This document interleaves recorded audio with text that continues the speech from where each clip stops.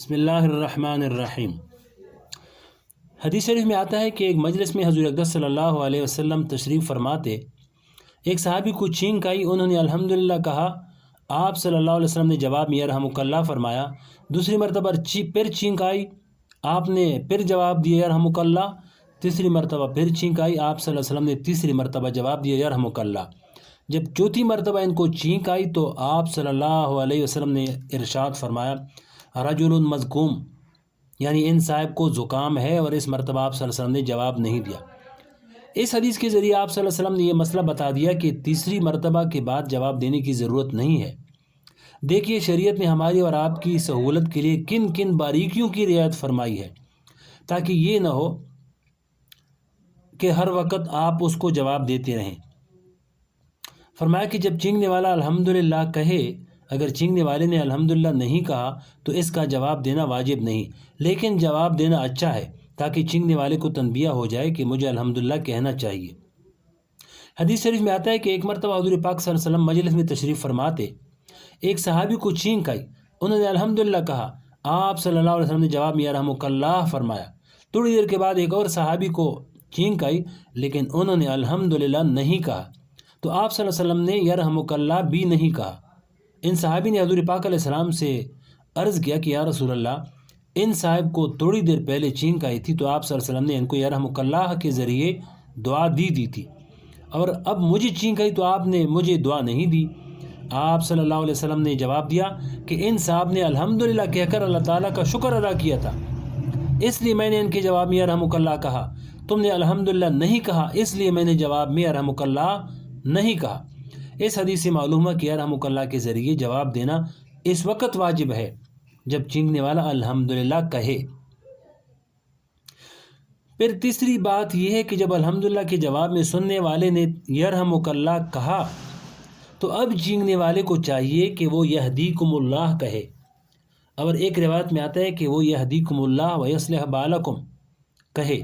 اس لیے کہ جب سننے والے نے یہ دعا دی کہ اللہ تعالیٰ تم پر رحم کرے، تو اب جواب میں چینگنے والا اس کو یہ دعا دے کہ اللہ تعالیٰ تمہیں ہدایت عطا فرمائے اور تمہارے سب کام ٹھیک کر دے۔ ان احکام کے ذریعے چھوٹی چھوٹی باتوں پر ایک دوسرے کو دعا دینے کی عادت ڈالی جا رہی ہے، کیونکہ جب ایک مومن دوسرے مومن کے لیے دعا کرتا ہے تو اس دعا کی قبولیت کی بہت امید ہوتی ہے، اس لیے فرمایا گیا کہ دوسروں کے لیے دعا کیا کرو۔ دیکھیے چھینک ایک مرتبہ آئی، لیکن اس میں 3 مرتبہ اللہ کا ذکر ہو گیا، 3 مرتبہ اللہ تعالیٰ کی طرف رجوع ہو گیا، اور 3 دعائیں ہو گئیں، اور 2 مسلمانوں کے درمیان آپس میں دعاؤں کا تبادلہ ہوا،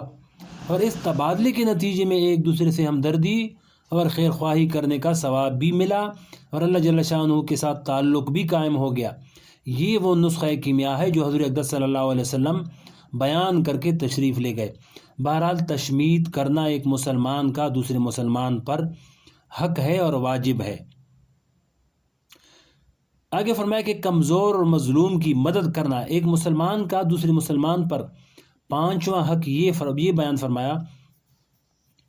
یعنی کمزور کی مدد کرنا، نصر الضعیف۔ اسی کے ساتھ 6واں حق یہ بیان فرمایا، عون المظلوم، یعنی مظلوم کی مدد کرنا، یعنی جو شخص کسی ظلم کا شکار ہے، اس سے ظلم دور کرنے کے لیے اس کی مدد کرنا بھی ایک مومن کا دوسرے مومن پر حق ہے، اور یہ انسان کے اندر جتنی طاقت ہو اس طاقت کی حد تک دوسرے مسلمان کی مدد کرنا واجب ہے۔ اگر ایک مومن قدرت کے باوجود دوسرے مومن کو ظلم سے نہ بچائے یا اس کی مدد نہ کرے تو وہ گناہ گار ہوگا۔ ایک حدیث میں حضور پاک صلی اللہ علیہ وسلم نے ارشاد فرمایا کہ ایک مسلمان دوسرے مسلمان کا بھائی ہے، نہ وہ خود اس پر ظلم کرتا ہے اور نہ اس کو بے یار و مددگار چھوڑتا ہے،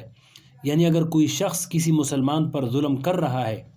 اور تم اس کو روک سکتے ہو تو ایسے موقع پر اس کو بے یار و مددگار چھوڑنا جائز نہیں، بلکہ اس کی مدد کرنا واجب ہے۔ بلکہ ایک حدیث میں حضور پاک صلی اللہ علیہ وسلم نے بڑی سخت وعید فرمائی ہے کہ اگر کچھ لوگ یہ دیکھ رہے ہوں کہ کوئی شخص کسی مسلمان پر ظلم کر رہا ہے، چاہے وہ ظلم جانی ہو یا مالی ہو، اور ان کو اس ظالم کا ہاتھ پکڑنے کی اور اس شخص کو ظلم سے بچانے کی قدرت ہو پھر بھی وہ اس ظالم کا ہاتھ نہ پکڑیں اور اس کو ظلم سے نہ بچائیں تو قریب ہے کہ اللہ جل شانہ ایسے لوگوں پر اپنا عذاب نازل فرما دے۔ پھر یہ ضروری نہیں کہ وہ عذاب اس قسم کا ہو جیسے پچھلی امتوں پر عذاب آئے، مثلا آسمان سے انگارے برسیں یا طوفان آ جائے یا تیز ہوا چل جائے، بلکہ اللہ جل شانہ کے عذاب کی شکلیں مختلف ہوتی ہیں۔ اللہ جل شانہ ہمیں اپنے عذاب اور عتاب سے محفوظ رکھے، آمین۔ ہم دن رات جو دیکھ رہے ہیں، ڈاکے پڑ رہے ہیں، چوریاں ہو رہی ہیں، بدامنی اور بے چینی کا دورہ ہے، کسی شخص کی جان، کسی کا مال، کسی کی عزت و آبرو محفوظ نہیں، ہر شخص بے چینی اور بے اطمینانی کا شکار ہے۔ یہ سب اللہ جل شانہ کے عذاب کے عنوانات ہیں، یہ سب عذاب کی مختلف شکلیں ہیں۔ اب تو یہ دور آ گیا کہ اپنی آنکھوں سے ایک انسان پر ظلم ہوتے ہوئے دیکھ رہے ہیں اور اس کو ظلم سے بچانے کی قدرت بھی ہے، لیکن اس کے باوجود اس کو ظلم سے بچانے کی طرف توجہ نہیں ہے۔ خاص طور پر جب سے ہمارے یہاں مغربی تہذیب کا سیلاب آیا ہے اور لوگوں کے پاس دولت آ گئی ہے، تو اس دولت نے لوگوں کو اس طرح اندھا کر دیا ہے کہ مروت، انسانیت، شرافت سب کچل کر رہ گیا ہے۔ اقبال مرحوم نے کیا کہا تھا؟ ہے دل کے لیے موت مشینوں کی حکومت، احساس مروت کو کچل دیتے ہیں آلات۔ لہذا ان جدید آلات نے مروت کے احساس کو کچل دیا ہے۔ ایک مرتبہ یہ تقی عثمانی صاحب فرماتے ہیں کہ ایک مرتبہ میں نے خود اپنی آنکھوں سے دیکھا کہ ایک بہت شاندار گاڑی سڑک پر گزری جس میں کوئی صاحب بہادر بیٹھے تھے، اور اس گاڑی نے ایک راہگیر کو ٹکر ماری، وہ سڑک پر گرا اور اس کے جسم سے خون بہنے لگا، مگر ان صاحب بہادر کو جو گاڑی میں بیٹھے تھے یہ توفیق نہیں ہوئی کہ گاڑی کو روک کر دیکھ لے کہ کتنی چوٹ آئی۔ صرف اتنا ہوا کہ اس نے کھڑکی سے جھانک کر دیکھا کہ ایک شخص زمین پر گرا ہوا ہے، بس یہ دیکھ کر روانہ ہو گیا۔ وجہ یہ ہے کہ اس دولت نے اور اس مغربی تہذیب نے ہمیں اس درجہ پر پہنچا دیا ہے کہ کسی آدمی کی جان مکھی اور مچھر سے زیادہ بے وقت ہو کر رہ گئی ہے۔ آج کا انسان نہیں رہا۔ واقعہ یہ ہے کہ انسان اس وقت تک انسان نہیں بن سکتا جب تک کہ وہ محمد صلی اللہ علیہ وسلم کی سنت پر عمل نہ کرے۔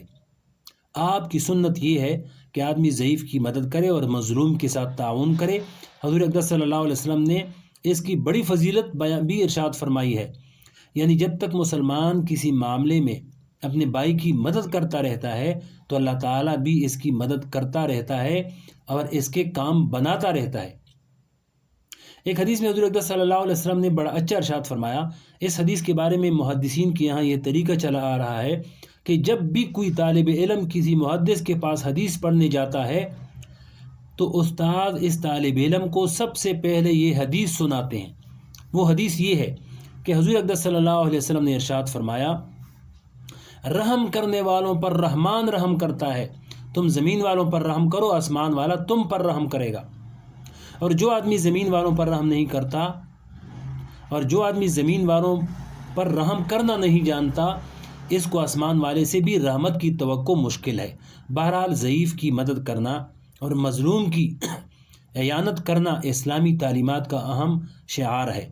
ایک مسلمان کے دوسرے مسلمان پر جو حقوق ہیں، ان میں سے 7واں حق جو حدیث میں بیان فرمایا ہے وہ ہے کہ اگر کسی مسلمان نے کوئی قسم کھا لی ہے اور اب وہ اس قسم کو پورا کرنے پر قادر نہیں ہے